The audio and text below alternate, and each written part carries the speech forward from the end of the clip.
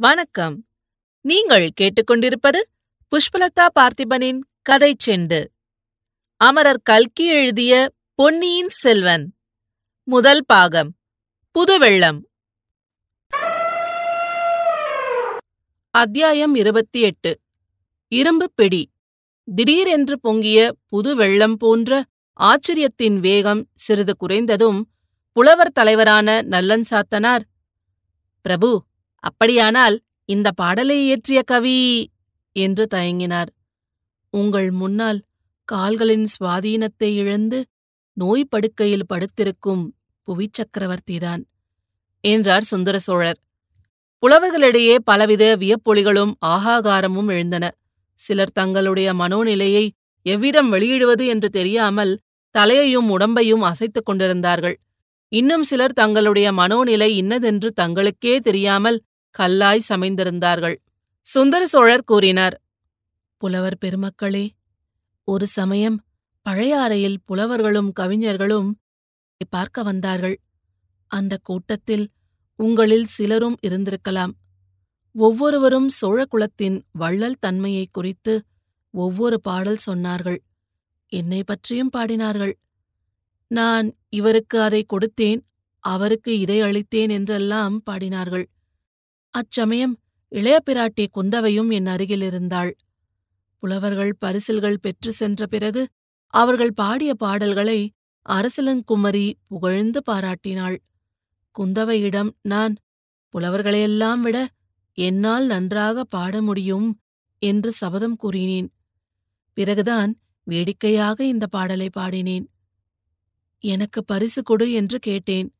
குழந்தை என் முதுகின் மேல் ஏறி உட்கார்ந்து கொண்டு, இந்தாருங்கள் பரிசு என்று கன்னத்துக்கு 2 அறை கொடுத்தாள். இது நேற்று நடந்தது போல் எனக்கு ஞாபகம் இருக்கிறது. ஆனால் ஆண்டு 8க்கு மேல் ஆகிறது என்றார். விந்தை விந்தை என்றும் அற்புதம் அற்புதம் என்றும் புலவர்கள் கூறி மகிழ்ந்தார்கள். குந்தவை என்ற பெயரை கேட்டதுமே வந்தியத்தேவனுக்கு மெய் சிலிர்த்தது. சோழகுலத்தில் பிறந்த அந்த இணையில்லா பெண்ணரசியின் எழிலையும் புலமையையும் அறிவுத்திறனையும் பற்றி அவன் எவ்வளவோ கேள்விப்பட்டதுண்டு. அத்தகைய அதிசய அரசகுமாரியை பெற்றெடுத்த பாக்கியசாலியான தந்தை இவர். தாய் அதோ பக்கத்தில் அமர்ந்திருக்கும் மூதாட்டி. சுந்தர சோழர் தம் செல்வ புதல்வியை குறித்து பேசும்போது எவ்வளவு பெருமிதத்துடன் பேசுகிறார். அவர் குரல் எப்படி தழுதழுத்து உறக்கம் பெறுகிறது. வந்தியத்தேவனுடைய வலக்கரம் அவனுடைய இடையை சுற்றி கட்டியிருந்த பட்டுத் துணி சுருளை தடவி பார்த்தது. ஏனெனில் குந்தவை பிராட்டிக்கு அவன் கொண்டு வந்திருந்த ஓலை அச்சுருளுக்குள்ளிருந்தது. தடவி பார்த்த கை திகைப்படைந்து செயலிழந்து நின்றது. அவனுடைய உள்ளம் திக்பிரமை கொண்டது. ஐயோ, இது என்ன? ஓலையைக் காணோமே. எங்கே போயிற்று? எங்கேயாவது விழுந்துவிட்டதோ? சக்கரவர்த்தியின் ஓலை எடுத்தபோது அதுவும் தவறி விழுந்திருக்குமோ? எங்கே விழுந்திருக்கும்? ஒருவேளை ஆஸ்தான மண்டபத்தில் விழுந்திருக்குமோ? அப்படியானால் சின்ன பழுவேட்டரையரின் கையில் சிக்கிவிடுமோ? சிக்கிவிட்டால் அதிலிருந்து ஏதேனும் அபாயம் முளைக்குமோ? அடடா, என்ன பிசகு! எத்தனை பெரிய தவறுதல்! இதிலிருந்து எப்படி சமாளிப்பது? குந்தவை தேவிக்கு கொணர்ந்த ஓலை தவறிவிட்டது என்று அறிந்த பிறகு வந்தியத்தேவனுக்கு அங்கு இருப்பு கொள்ளவில்லை. மேலே நடந்த பேச்சுவார்த்தைகளும் அவன் காதில் சரியாக விழவில்லை. விழுந்ததும் மனதில் நன்கு பதியவில்லை. சுந்தர சோழர் வியப்புக் கடலில் மூழ்கியிருந்த புலவர் கூட்டத்தை பார்த்து மேலும் கூறினார். நான் விளையாட்டாக செய்த பாடலை குந்தவை யாரிடமாவது சொல்லியிருக்க வேண்டும். ஒருவேளை பழையாறை தீமற்றளி ஆலயத்தின் ஈசான்ய பட்டாச்சாரியாரிடம் சொல்லியிருக்கலாம். அவர் இப்பாடலை நாடெங்கும் பரவும்படி செய்து என்னை உலகம் பரிகசிப்பதற்கு வழி செய்துவிட்டார். பிரபு, தாங்களே பாடியிருந்தால் என்ன? பாடல் அற்புதமான பாடல்தான், சந்தேகமே இல்லை. தாங்கள் புவிச்சக்கரவர்த்தியாயிருப்பதோடு கவிச்சக்கரவர்த்தியும் ஆவீர்கள் என்றார் நல்லன் சாத்தனார். ஆயினும் இச்சமயம் அதே பாடலை நான் பாடியிருந்தால் இன்னொரு கொடையையும் சேர்த்திருப்பேன். இந்திரனுக்கு யானையும் சூரியனுக்கு குதிரையும் சிவனாருக்கு பல்லக்கும் கொடுத்ததோடு நிறுத்தியிருக்க மாட்டேன். மார்கண்டனுக்காக மரளியை சிவபெருமான் உதைத்தார் அல்லவா?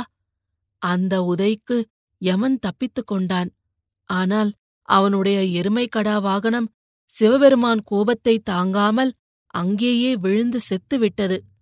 வாகனமில்லாமல் யமன் திண்டாடிக் கொண்டிருந்ததை அறிந்து பழையாறை சுந்தர சோழர் யமனுக்கு எருமைக்கடா வாகனம் ஒன்றை அனுப்பினார்.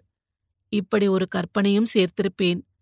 அந்த எருமைக்கடாவின் பேரில் ஏறிக்கொண்டுதான் யமன் இப்போது ஜாம் ஜாம் என்று என்னை தேடி வந்து கொண்டிருக்கிறான். நமது தஞ்சை கோட்டை தளபதி சின்ன பழுவேட்டரையரால் கூட யமதர்மராஜனையும் அவருடைய எருமைக்கடா வாகனத்தையும் தடுத்து நிறுத்திவிட முடியாதல்லவா?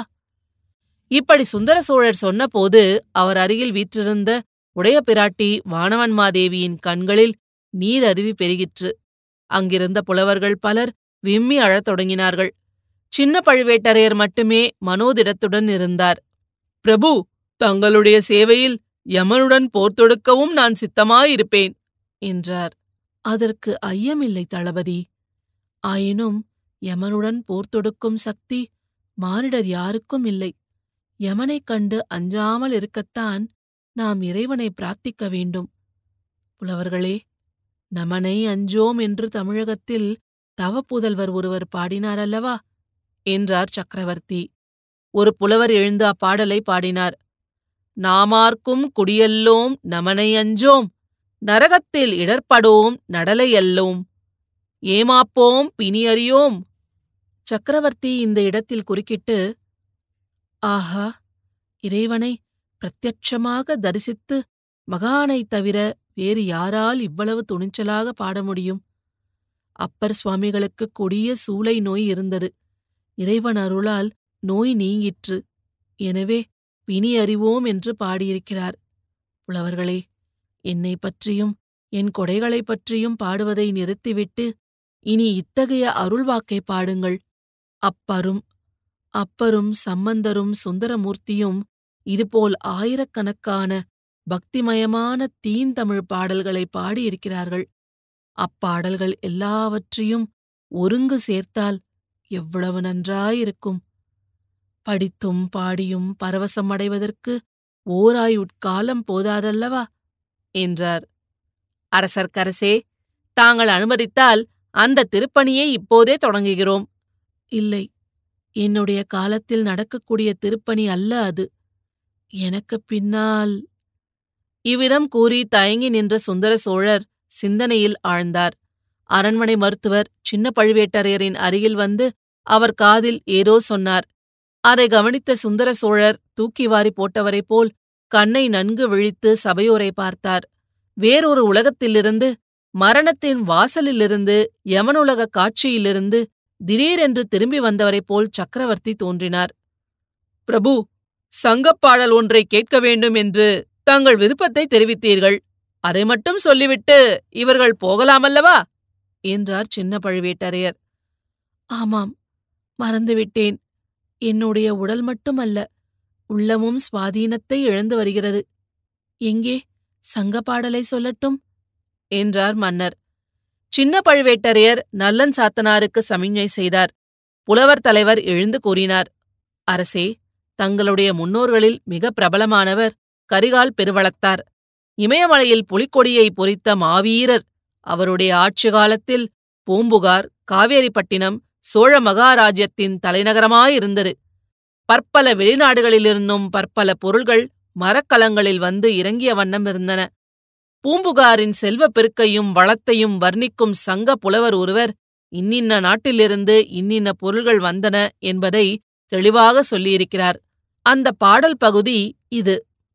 வடமலை பிறந்த மணியும் பொன்னும், குடமலை பிறந்த வாரமும் அகிலும், தென்கடல் முத்தும் குணக்கடல் துகிரும், கங்கை வாரியும் காவிரி பயனும், ஈழத்து உணவும் காழகத் தாக்கமும். பாடலில் இந்த இடம் வந்தபோது சுந்தர சோழர் கையினால் சமிஞ்ஞை செய்யவே புலவர் நிறுத்தினார்.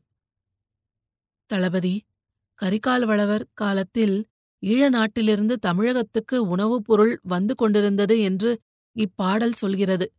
அதை நான் அறிவதற்காகத்தானே இப்புலவர்களை அழைத்து வந்தீர்? ஆம் அரசே என்று கோட்டை தளபதி கூறியது சிறிது ஈனஸ்வரத்தில் கேட்டது. அறிந்து கொண்டேன். இனி இப்புலவர்களை பரிசில்கள் கொடுத்து அனுப்பிவிடலாம் என்றார் மன்னர். புலவர்களே, நீங்கள் இப்போது விடை பெற்றுக் கொள்ளலாம் என்றார் கோட்டை தளபதி. புலவர்கள் மன்னருக்கு வாழி கூறி கோஷித்துக் கொண்டு புறப்பட்டு சென்றார்கள். குந்தவை தேவிக்கு கொண்டு வந்த ஓலையை காணாததால் மனக்கலக்கம் அடைந்திருந்த வல்லவரையன் அப்புலவர்களுடனே தானும் நழுவி விடலாம் என்று எண்ணி எழுந்து கூட்டத்தின் நடுவில் நடந்து சென்றான். ஆனால் அவன் எண்ணம் நிறைவேறவில்லை. வாசற்படியை நெருங்கிய போது ஒரு வலிய இரும்புக் கை அவனுடைய கையின் மணிக்கட்டை இறுக பிடித்தது. வல்லவரையன் நல்ல பலசாலிதான். ஆயினும் அந்த வஜ்ரப்பிடியின் வேகம் அவன் உச்சந்தலை முதலாவது உள்ளங்கால் வரையில் ஒரு குலுக்கு குலுக்கி அவனை செயலிழந்து நிற்கும்படி செய்துவிட்டது. அவ்விதம் பிடித்த இரும்புக் கரம் சின்ன பழுவேட்டரையரின் கரந்தான் என்பதை நிமிர்ந்து பார்த்து தெரிந்து கொண்டான். புலவர்கள் தரிசன மண்டபத்திலிருந்து வெளியேறினார்கள். இத்துடன் இந்த அத்தியாயம் முடிவடைகிறது. மீண்டும் அடுத்த அத்தியாயத்தில் சந்திப்போம். இது போன்ற பல சுவாரஸ்யமான கதைகளை கேட்க கதை செண்டு சேனலை லைக் பண்ணுங்க, கமெண்ட் பண்ணுங்க, ஷேர் பண்ணுங்க. மறக்காம சப்ஸ்கிரைப் பண்ணாதவங்க சப்ஸ்கிரைப் பண்ணிடுங்க. நன்றி.